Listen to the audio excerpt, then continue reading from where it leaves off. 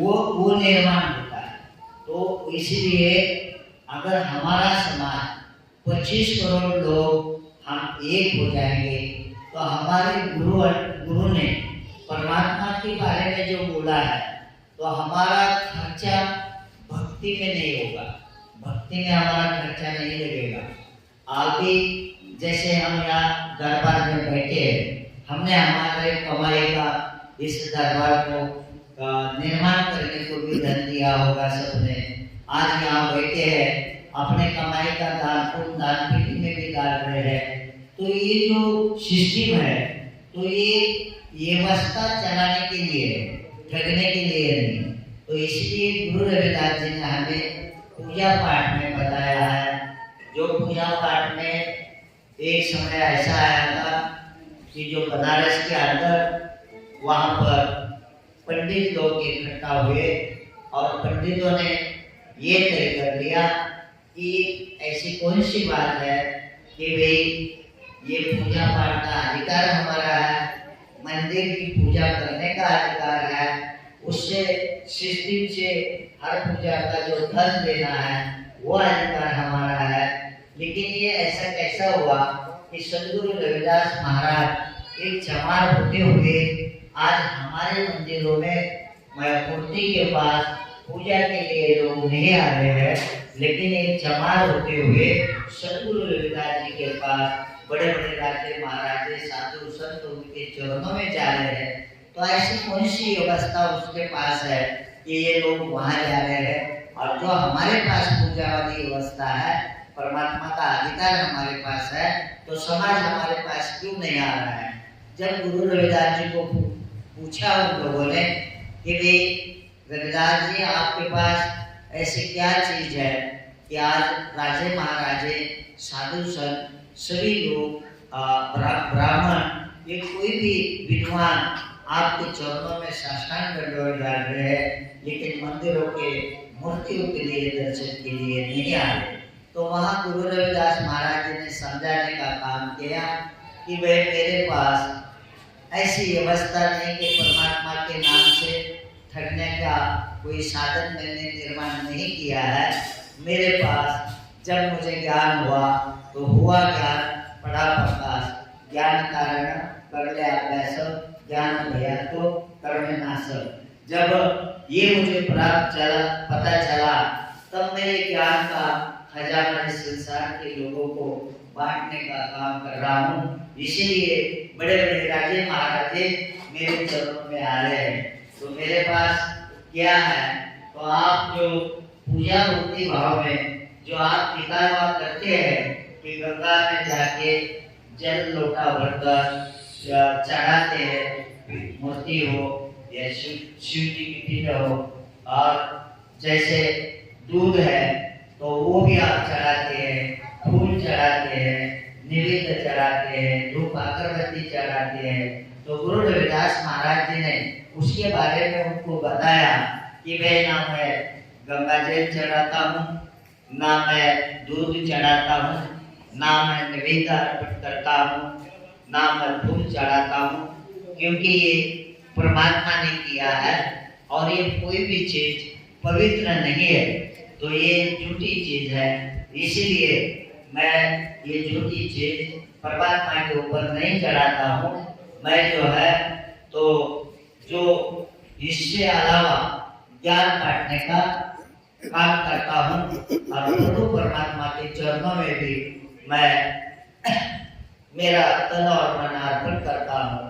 इसी में मेरी पूजा होती है, क्योंकि गुरु रविदास महाराज जी ने जल जो है उसको मछली ने झूठा किया है और नाना प्रकार के जल प्राणी होते हैं, वहीं पर निर्माण होते हैं, वही क्रिया करते हैं, वहीं पर नष्ट होते हैं। इसलिए गंगा जल मेरे लिए पवित्र नहीं है।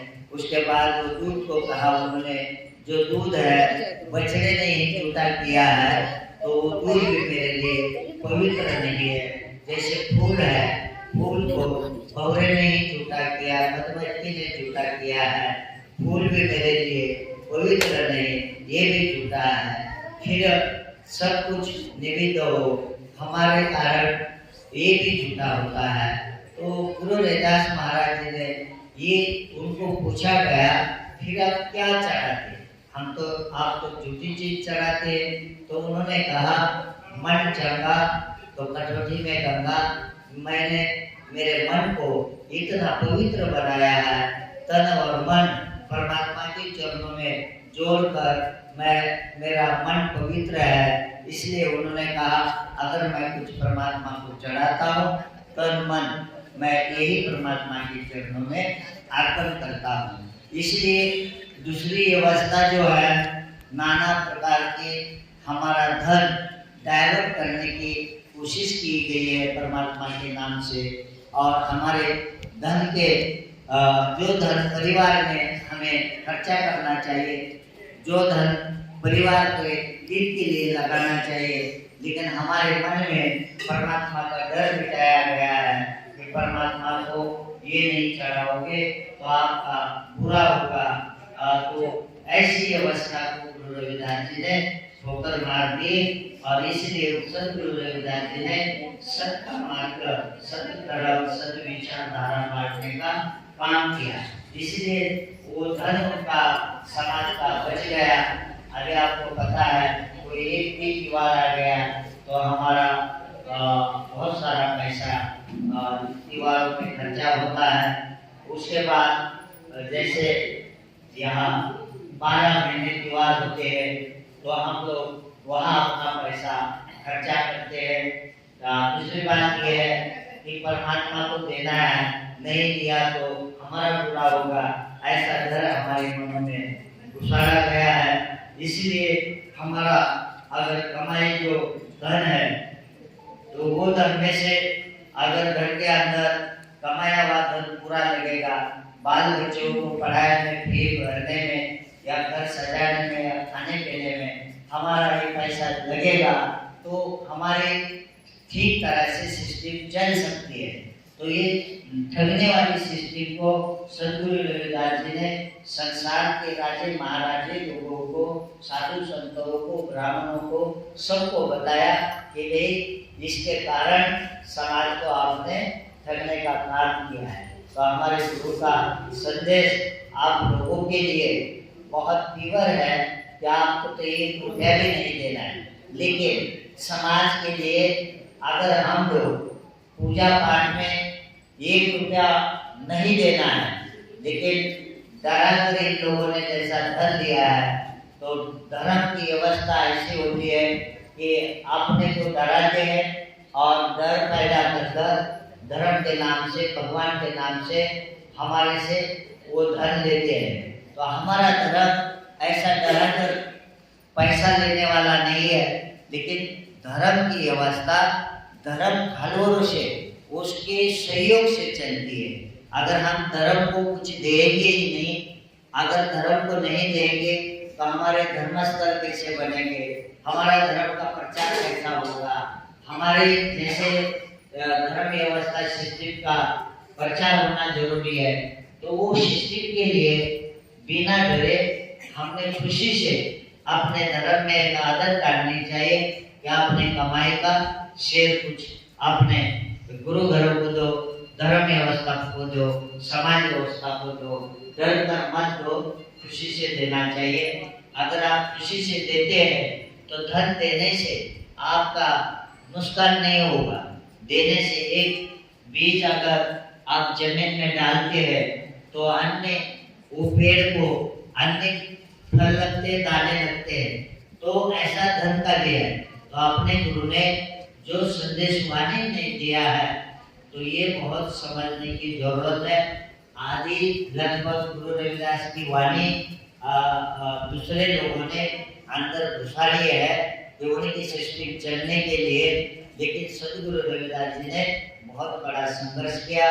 साथ में कबीर महाराज भी थे, उन्होंने ऐसे समय में काशी में इतना बदलाव लाने की कोशिश की।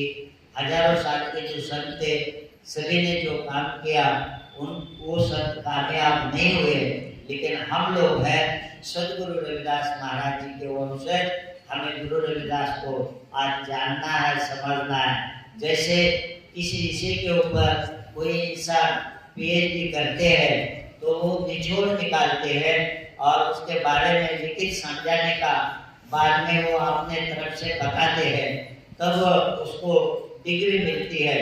ऐसे सदगुरु रविदास महाराज जी ने परमात्मा के ऊपर सभी संतों से ज्यादा बढ़कर रिसर्च किया और उसका निचोड़ निकाला कि वे परमात्मा है कैसा और परमात्मा क्या चीज है, परमात्मा के बारे में परमात्मा को क्या लगता है, हर चीज के बारे में सदगुरु रविदास जी ने हमें ज्ञान बांटने का काम किया है। तो सदगुरु रविदास जी का परमात्मा सारे विश्व में ब्रह्मांड में जो ऊर्जा है, पांच तत्व है, उसी को उन्होंने राम कहा, ठाकुर कहा, गुसैया कहा।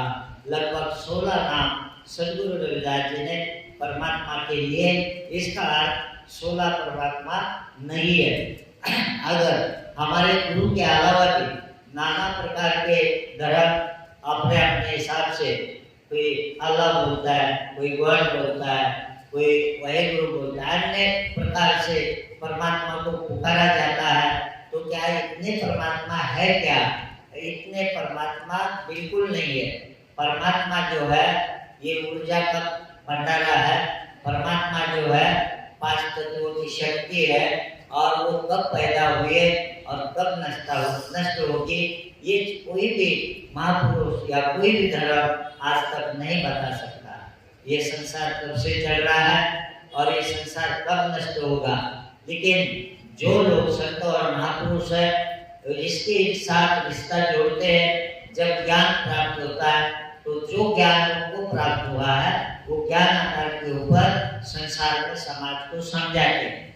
जब वो ज्ञान समझाने लगे तो पहले ये अवस्था को देखते हैं। जब समय में महापुरुष पैदा हुए उस समय की व्यवस्था कैसी थी, समाज के हित की थी या समाज को ठगने वाली थी।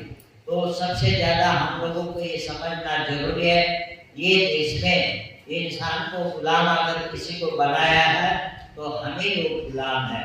और हमारे कारण ये भगवान बुद्ध ने समझाया, महावीर ने समझाया, बसवेश्वर जी ने समझाया या हमारे गुरु ने समझाया, बाद में सिख धर्म के गुरुओं ने समझाया। क्या समझाया, ये इसका मर्म हमें पता होना चाहिए कि संतों ने जन्म लेकर हमारे लिए क्या दिया है।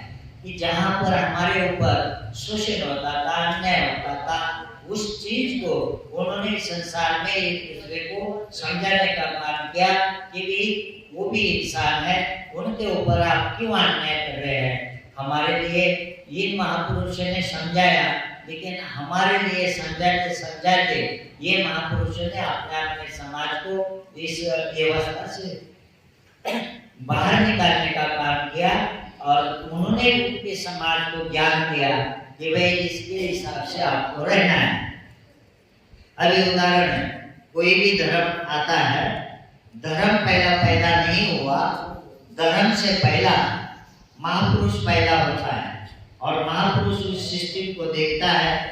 जब इस सब लोग देश में अगर एक सरीके हो, समान हो, ना भेदभाव हो, प्रेम हो, सभी को कोई भी नीच ऊंच ना हो, ये व्यवस्था ना हो, तो हम लोगों को इतने धर्म बनाने की भी जरूरत नहीं पड़ती। तो ये देश में सब कुछ ऐसी बात होने के कारण इन संतों महापुरुषों ने समझाने का काम किया अपने अपने समाज को। जब इन्होंने समझाया तो तब जीते जी वो कोई भी नहीं स्वीकारता है। जैसे कि एक उदाहरण देता हूँ मैं आपको, यीशु मसीह को यहूदी में जन्म लेकर यीशु मसीह ने वहाँ के यहूदी लोगों को समझाना काम किया 2000 साल पहले कि तो उनको सूली पे लटकाया, वो लोगों ने चला दिया। कारण क्या है कि आपने सृष्टि के खिलाफ बोल रहा है। लेकिन बाद में उनको पता चला कि उन्होंने बाइबल लिख कर रखा, तो उनको बाद में पता चला कि भाई ये तो हमारे हित की बात बता रहे थे, लेकिन हमने तो पाप किया। वैसे मोहम्मद पैगंबर भी है, आज भी कुछ लोग उनके लिए यहाँ मार मार कर लेते हैं कि उनको उस समय में नहीं समझा हमने, तो आज वो सजा देते हैं कि वे हमारे से बहुत बड़ा पाप हुआ, गुनाह हुआ, या हमने उस समय आपको तकलीफ दी। ऐसे बहुत सारे संतों और महापुरुषों को जीते जी तकलीफ कोई भी महापुरुष समय में बता रहा है और समाज ने निजी उसको स्वीकार लिया है, ऐसा नहीं होता है। पहला क्योंकि हमारी आस्था कहीं ना कहीं जुड़ी रहती है, और अगर कोई महापुरुष उस आस्था के खिलाफ कोई बता रहा है तो उसके ऊपर वो हल्ले होते हैं, और फिर बाद में वो महापुरुष की मूर्ति बनाकर उसको पूजा जाता है। तो इसीलिए हम लोगों को समझने की जरूरत है।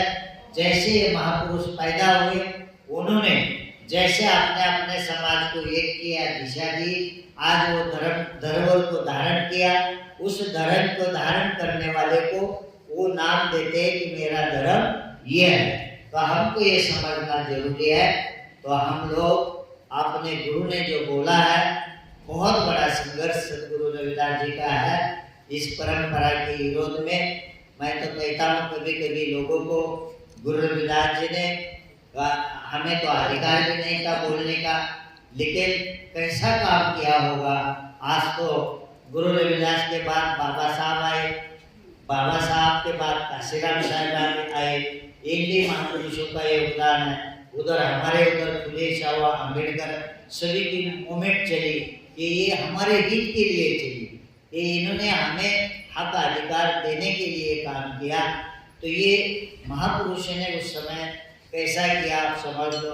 और गुरु रविदास जी ने उनसे पहला, सबसे पहला बदलाव लाना और इस व्यवस्था को विरोध करना, ये काम गुरु रविदास जी ने किया है। लेकिन उनके अंदर इतने नीति वाणी से उन्होंने समझाने का काम किया है, इसलिए हमको उसमें टकराव नजर नहीं आता है। लेकिन गहराई से आप अगर गुरु रविदास अमृतवाणी को पढ़ेंगे, उसका एक एक अर्थ दोहे का जानेंगे, तब पता चलता है कि ये गुरु रविदास जी ने इस व्यवस्था को विरोध किया है। तो हमें किसी को विरोध तो नहीं करना है, लेकिन जो गुरु रविदास महाराज बोलते हैं वो तो हमें धारण करना चाहिए। आप लोगों को पूछ रहा हूँ, जो गुरु रविदास जी ने बताया है वो हमें मानना चाहिए जी, मानना चाहिए, बिल्कुल मानना चाहिए। तो गुरु रविदास जी तो हमारे कुल के अंदर ऐसी तो कोई बड़ी पावर नहीं है। कोई आज बाबा साहब के विचारों को मान रहा है, कोई गुरु रविदास के विचारों को मान रहा है, उसका कोई कारण होगा ना। तो उसका कारण ये है, ये सबसे इनके पास ज्ञान का खजाना भंडारा है। इसलिए आज हम इनके चरणों में दरबार बना कर पूज रहे हैं, और इन्होंने हमें ऐसा ज्ञान दिया है कि आज हम मानव जीव लेकर आए हैं तो हमारा उद्धार हो। तो धर्म निर्माण गुरुओं के कारण हुए, और आज अपने अपने धर्मों को लोग मान रहे हैं। लगभग आप रविदास लोग 5 धर्मों के साथ जुड़े हैं। जहाँ हम जुड़े हैं वही के गुण गा रहे हैं। हमारी सृष्टि एक होनी चाहिए, हमारा प्रार्थना स्थल का मॉडल एक होना चाहिए, हमारा साधु पता होना चाहिए। आज हम अलग अलग स्टेटों में जाते हैं तो अलग अलग मंदिर का मॉडल है, अलग अलग साधु का कपड़ा है, अलग अलग उसके पूजा है। गुरु रविदास अलग नहीं है, गुरु रविदास ये की है। आज अगर आप देखिए दुनिया में मुसलमान धर्म की जो प्रार्थना होती है पूरी एक ही है, स्टेट कौन सा भी हो, कौन सी भी भाषा हो, लेकिन प्रार्थना समान है।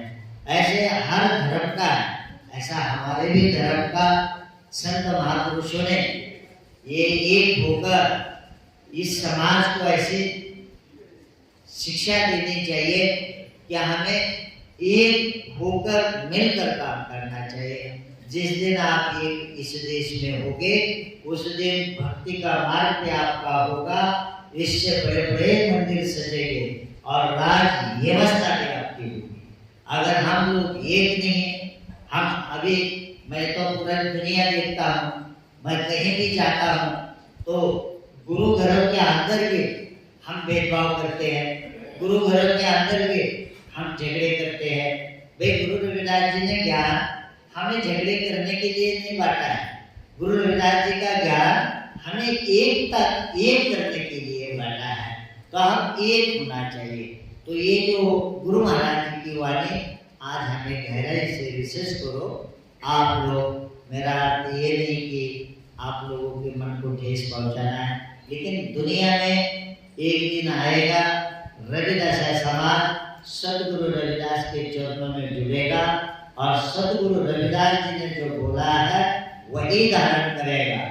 ये समय बहुत जल्द आएगा, क्योंकि आपको समझना चाहिए पंजाब के बाद गुरु रविदास, पंजाब के भी लोगों को क्यों पता चला गुरु रविदास महाराज जी को शिष्य गुरु नानक महाराज जी ने माना, और गुरु महाराज जी की विचारधारा का काम गुरु नानक महाराज जी ने किया, और बाकी के गुरुओं ने गुरु नानक महाराज को गुरु मान के 10वें गुरु तक ये काम गया। और बाद में इनका ये भी पहले हिंदू परंपरा से ही थे, एक वैसी कल्चर को मानते थे, और 10वें गुरु ने ये बता दिया कि वे अभी गुरु परंपरा पर अभी 11वां गुरु ग्रंथ साहब, वो ग्रंथ साहब के साथ संसार के लोगों को भी जोड़ दिया। तो उसके बाद हमारे लोगों को पता चला कि वहाँ पर गुरु महाराज जी का नाम आता था। अगर सदगुरु रविदास अपने वाणी में बार बार ये नहीं कहते कह रविदासा या कह रविदास चमार, तो शायद गुरु आपने को नहीं मिलते। यहाँ भाग्यशाली लोग हैं, आज गुरु रविदास जी ने अपने वाणी में अपने जाति की पहचान, वहाँ नाम की पहचान बताई, इसलिए आज हम लोग गुरु को मान रहे और समझ रहे हैं, नहीं तो ये भी मौका हमारे यहाँ से जाने वाला था। तो ये भाग्यशाली लोग हैं पूरे विश्व में, आज कम समय में ये हम बलवान लोग हैं। हम बलवान इसलिए, हम राजा नहीं है, हथियार नहीं, सैन्य नहीं है, लेकिन मीडिया या सोशल मीडिया, व्हाट्सएप, ये सभी फेसबुक, इसके कारण जो भी बात हो रही है पूरे विश्व में फैल जा रही है। तो गुरु रविदास महाराज जी का पूरा संदेश पूरे देश दुनिया में फैल रहा है, लोग समझ जा रहे हैं, लोग आज उस विचारों को अपने अंदर धारण करने की कोशिश कर रहे हैं। हजारों साल से आप इधर उधर भटके वाले लोग अभी अभी ये हो रहे हैं। मेरा यही संदेश है आप लोगों को, बहुत जल्द हमारे धर्म का मिशन का मजबूत होगा। तो आप लोग अपने हिसाब से आपस के झगड़े लेने दो, आपस के कुछ कारण झगड़े होते हैं, लेकिन जिस दिन गुरु घर में आप घुसोगे तो वो दिमाग में नहीं रखना, चेहरे को वहाँ इधर सब गुरु रविदास जी के तरफ चेहरे रखना, और सब लोगों ने गुरु रविदास महाराज की विचारधारा को मानने का काम करना, तोड़ने का काम कोई भी नहीं करना। कोई गुरु रविदास किसी की बात की प्रॉपर्टी नहीं है, गुरु रविदास हमारी आस्था है। ऐसा नहीं कि ये धन है, दौलत है, सोना है, हम इसको उतार ले और कपाट में रखे, वो अपना अपना होता है। लेकिन विश्व की रविदास की अगर आस्था है तो सदगुरु रविदास की विचारधारा है, वो हर एक की हो सकती है, गरीब की भी हो सकती है, बड़े सिख की भी हो सकती है, सामान्य की भी हो सकती है, और सबकी आस्था हो सकती है। तो आस्था जो है हमारी शक्ति है, हमें सबको मिलके इसको बढ़ाना चाहिए, सबको मिलके संभालना चाहिए, और परमात्मा समझ कर देके कोई भी धर्म अंधश्रद्धा कर्मकांडों में खर्चा नहीं करना चाहिए।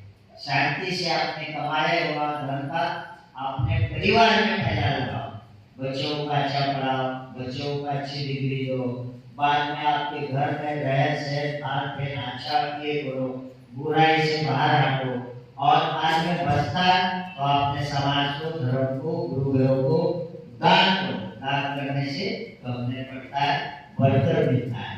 तो समय ज़्यादा हुआ है बोलने के लिए, हमारे पास तो बहुत कुछ है, पूरे देश दुनिया में क्रांति चल रही है। आज के संगत में देखा मुझे 12 घंटा यहाँ पर सभी घरों में लगे, 12 घंटा घुमाते रहे, तो खुशी है मुझे भी, क्योंकि जब तक हम नहीं जाएंगे तब तक उनको तो भी कहाँ पता चलेगा। हमें जाना चाहिए, हमें क्या क्या काम करना चाहिए, सिर्फ परिवार में, घर में अपना पहला कर्तव्य वो है, पूरा होने के बाद जिसके पास ज्ञान है ज्ञान बांटने का काम करना चाहिए। जिसके पास समय है, जिसने समय देने का काम करना चाहिए, जिसके पास धन है धन देने का काम करना चाहिए। अभी हर व्यक्ति आप 25 करोड़ लोग हैं, 25 करोड़, जैन लोग आधा करोड़ है, शिव भी 2.5 करोड़ है, लेकिन उनके महापुरुष प्रचार करने के लिए कितने लोग हैं? आधा करोड़ लोगों के मुझे लगता है कितने लाखों लोग हैं, आधा करोड़ लोग हैं जैनों में भी, और हम कितने हैं? 25 करोड़ लोग हैं। मुझे बताइए धर्म और धार्मिक दिशा आपकी आप तक पहुंचाने के लिए कितने लोगों की जरूरत पड़ेगी? 25 करोड़ को। तो हमारे किसी माँ को, ये किसी बहन को, किसी माता को ये दिमाग में आता है क्या कि भाई मेरा एक बेटा संत बने? कभी देखा है आपने? किसी माँ को सबके दिमाग में आता है मेरा बेटा इंजीनियर बने, डॉक्टर बने, उद्योगपति बने, घर कमाए, परिवार अच्छा बनाए, यही दिमाग में आता है। अगर ये जो पहला टप्पा ज्ञान का, जब ज्ञान होगा तो ही जीवन अच्छा होगा ना।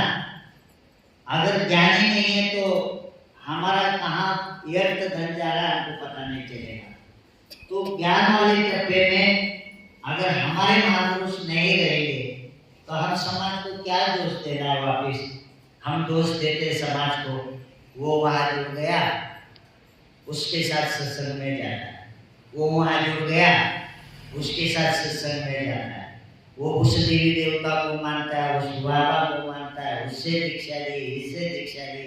हम ये चर्चा करते ना, करते क्या नहीं करते ना। लेकिन क्या समाज का क्या दोष है? समाज को महापुरुषों की जरूरत है, अच्छे संतों, अच्छे विचारधारा महापुरुष की जरूरत है। ऐसे नहीं कि धर्म के नाम के, भगवान के नाम के डर पैदा करके ठगने वाले लोगों की जरूरत है।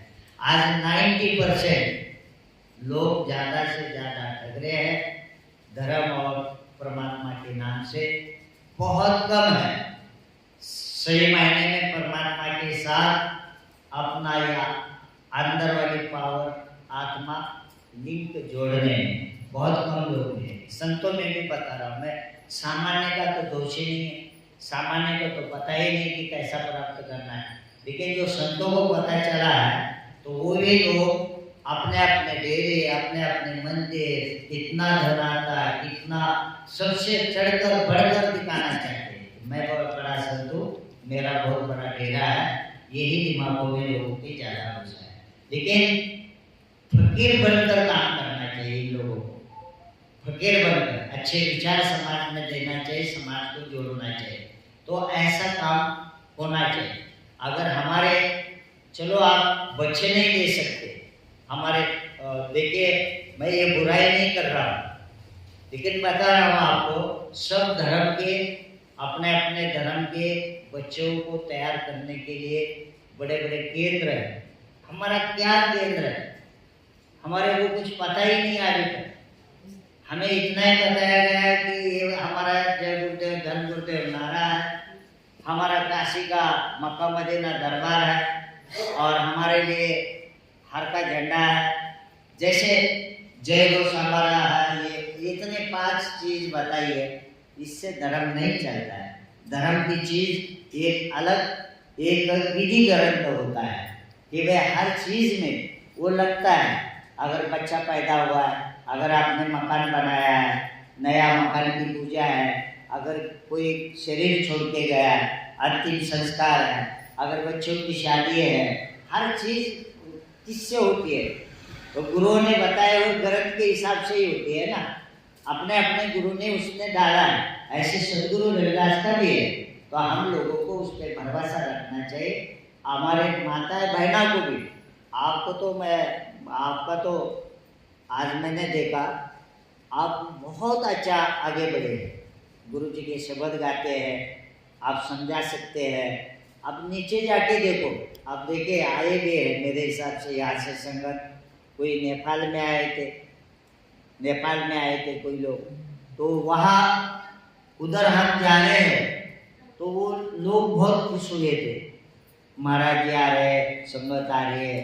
तो वहाँ पंडाल डाला जा रहा था, पंडाल। तो पंडाल डाला जा रहा था सत्संग के लिए। तो एक बुजुर्ग आदमी था, एक बुजुर्ग आदमी के घर के सामने डाला जा रहा था। तो वो बैठा था, खुश था वो आदमी। तो पंडाल वाले बता रहे कि भाई तू क्यों बैठा है, यहाँ से हट जा, कुछ गिरेगा फिरेगा तू मरेगा। तो वो बोलता है अगर मैं मर भी गया तो भी अच्छी बात है, गुरुजी आ रहे मेरे पास। हाँ, और वास्तव देखिए लोगों ने आंखों से देखा है, यहाँ क्या संगत ने देखा है।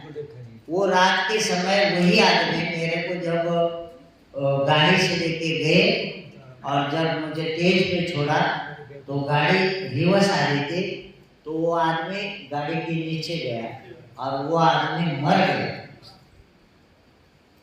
तो हमको खबर में नहीं चलने दी लोगों ने, हमको कुछ नहीं कार्यक्रम चलने दिया। तो बाद में दूसरे दिन जब उसका संस्कार करना था तो हमने पहला संस्कार किया उसका, फिर कार्यक्रम किया। तो देखिए हमें दूसरी जगह कुछ होता तो साधु को ही पकड़ के मारते पहला, है ना, पकड़ो ये साधु को मारो। आज वहाँ अच्छा मंदिर बना, ये संगत जब चली गई थी तो श्री भाव ने नींव रखी थी, हाँ, लेकिन आज मंदिर अच्छा बना है। ये आसाम में भी लोग आए, आसाम में लोगों ने वहाँ ज़्यादा काम नहीं है, चाय का पत्ती तोड़ना पड़ता है और जेंट्स को या लेडीज उसको समान हाजिरी होती है। तो उन लोगों ने 3 दिन 3 रात 3 रात भंडारा कंटिन्यू चाले, फंक्शन कंटिन्यू चाले। हम तो जब तक जाना थोड़ा जाते थे ऊपर जाकर आराम करते थे। अब तो उन्होंने 50 लाख रुपया खर्चा किया उन्होंने। तो गरीब लोगों ने, अभी मैं गुजरात में कार्यक्रम किया, 1 घंटे में कि क्या है, ये अच्छे महापुरुष जब समझाते हैं तो समाज मानता है, देता है। 1 घंटे में गुजरात में 26 लाख रुपए 1 घंटे में समाज ने दिया। 6.5 लाख की पंचधातु की मूर्ति दिखाई दी वहाँ। तो गुजरात में समाज बहुत है। आप नीचे जैसे जाओ देश के अंदर हर स्टेट में समाज है। तो इसलिए कभी कभी आपको जाना चाहिए कि वहाँ की कल्चर, वहाँ का रहन सहन। हम क्या करते हैं, अगर आप तमिल में जाकर आओगे ना कोई भी ऐसे, तो हमें क्या लेना देना है, वो धोती लगाया है ना, और उधर वो कौन सी भाषा बोल रहा है, हमको ये उससे लगाव नहीं रखेंगे। लेकिन फिर भी आपको उसके बारे में पता चलेगा कि ये हमारे रविदास वंश का है, तो फिर हमारे अंदर देखो कैसा भाव प्रेम उसके बारे में निर्माण होता है। तो ऐसे हर स्टेट में अपना समाज है, पूरे दुनिया में है। हम सब लोग मिलकर रात दिन मिशन के लिए काम कर रहे हैं। तो आप ही लोगों का भी कर्तव्य बनता है, आप लोग आगे हैं, आप लोग काम कर रहे हैं। तो आप यहीं पर मत भंडारा ये रखना, प्रसाद ज्ञान पूरे देश दुनिया में जाना चाहिए। जैसा आपको मौका मिलता है हर साल, कभी इधर जाओ उधर जाओ, हर जगह जाओ। और आप लोग भी वहाँ जाके सहयोग भी किया, बहुत बड़ा सहयोग किया आप लोगों ने, नेपाल के लोगों को भी किया, आसाम के लोगों को भी किया। यहाँ से जाकर धन आप लोगों ने वहाँ दिया, तो वो लोग बहुत खुश है। तो हम लोगों को इसलिए किया कि हमारे गुरुजी से नाता, हमारा रिश्ता जुड़ा है। अगर गुरुजी का नाम नहीं होता तो कौन जाकर वहाँ पैसा देकर आता, कौन जाता है इतने दूर। 3 दिन लगे रहेंगे, 3 रात 3 दिन आपको जाने में। तो इतना दूर है वो देश, लास्ट है एकदम लास्ट टॉप पर। चलो आपको मेरा यही संदेश है, समय ज़्यादा हुआ है तो आप लोगों को मिलकर मुझे बहुत खुशी हुई। मैं वापस आपको यहाँ के गुरुवर के कमेटी को निमंत्रण देता हूँ कि आपका पहला कर्तव्य बनता है यहाँ की संगत को एक कर पुणे ले आना, वहाँ से आनंद लो, 2-4 दिन घूमो इधर उधर, जहाँ जहाँ जाना देखना है, देखकर इधर आ जाओ। तो ये मेरे तरफ से आपको निमंत्रण है और सभी माता बहनों को, गुरु भक्तों को, सभी को आपको भी निमंत्रण है। ये जैसे प्रीतमाला ने हमें बहुत उन्होंने संगत ला कर सभी स्टेटों में वो समाज को वहाँ तक लेकर आकर इस मिशन को बढ़ाने का काम किया है। तो आज मैंने 2-3 बहन को कंटिन्यू मेरे साथ देखा, इनको उनके बराबर जैसे वो खड़ा रहते थे वैसे ये बहन लोग आज मेरे साथ खड़े रहे। तो आओ मिलजुल के आपको अपने मिशन को आगे बढ़ाना है ना। हमें तो कोई भी संसार में रहेगा नहीं, एक दिन जाना है। सभी का हर मास का ही शरीर है, चाहे संत हो, उद्योगपति हो, गरीब हो, सबको जाना है। और ज्ञान बाहर नहीं है, ज्ञान के बारे में बाहर खोजना नहीं है, ज्ञान आपके अंदर ही है। जब आपको पता चलता है आपको कोई प्रॉब्लम है, तकलीफ है, दूसरे को नहीं चलता है, आपको पहला पता चलता है कि भाई मुझे ये तकलीफ हो रही है, तो उसका निवारण करने वाली भी पावर आपके अंदर ही है। आप भटको मत, इधर उधर आओ, गुरु महाराज की विचारधारा से जुड़ो और रविदास मिशन को आगे बढ़ा लो। अगर मेरी वाणी बोली में कुछ आपको समझा नहीं होगा, अगर कुछ गलत शब्द सुनने को मिला रहेगा तो क्षमा, वो शब्द मुझे देना, जो आपको अच्छा लगा वो आप ले लेना। यही संदेश मेरा है। और समय बहुत अच्छा आया है, पूरे दुनिया में सदगुरु रविदास महाराज जी का जय जयकार हो रहा है। हम मिलजुल के विश्व के रविदास लोग एक हो जाए। धर्म, हमें किसी को छेड़ना नहीं, किसी के धर्म को बुरा बोलना नहीं, किसी के जाति को बुरा बोलना नहीं, भूल जाना है। और जो आज से हमारा समय सब कुछ गुरु रविदास जी की वाणी विचारधारा पे लगाना है। धन भी हो, जितना लगा सकते हो मिशन के लिए लगाना है। अगर हम लगाएंगे तभी होगा। और जो रिटायर्ड लोग आप है वो बाहर निकलो, वो एक टीम तैयार करो, हमसे बात कर सकते हो, एक प्रचार कमेटी कर के दे सकते हैं हम आपको, जाओ प्रचार करो, आइडेंटिटी कार्ड दे सकते हैं। प्रचार करना बहुत जरूरी है, जो भी समय कर सकते हो, जहाँ जहाँ लोगों को अच्छा लगता है। यही नहीं है आपके गांव में नहीं है, आपको बाहर जाना चाहिए। प्रचार कमेटी माता बहना में भी बना लेना और आप लोग भी कर लेना। क्या गुरु रविदास को आप सब लोग मानते हैं? मानते हैं तो भटको मत। आज से हमारा विष्ट देव, कुल देव, जो भी पूजा का स्थान, हमारा तन मन उनके चरणों में गुरु के अर्पण करना और इस मिशन को आगे बढ़ाना, यही संदेश मेरा है। कल मैं अपने धर्म गुरु 108 संत निरंजन दास महाराज जी उनके पास जा रहा हूँ। तो बहुत दिन हो गए मैं इधर आया नहीं, तो महाराज जी ने भी कहा कि भी आप बहुत दिन हो गए आए नहीं, क्या बात है, आप आ जाना। तो इसलिए निमंत्रण उनका भी मेरे को मिला है। और फिर इधर से चला जाऊंगा तो ज़रा यूरोप में भी जाना है, फिर मैं तुरंत पुणे के फंक्शन के लिए आऊँगा। वहाँ के आप लोगों के लिए वहाँ जो सुविधा करना है उस काम में लूँगा। तो ये मेरा संदेश आपको है।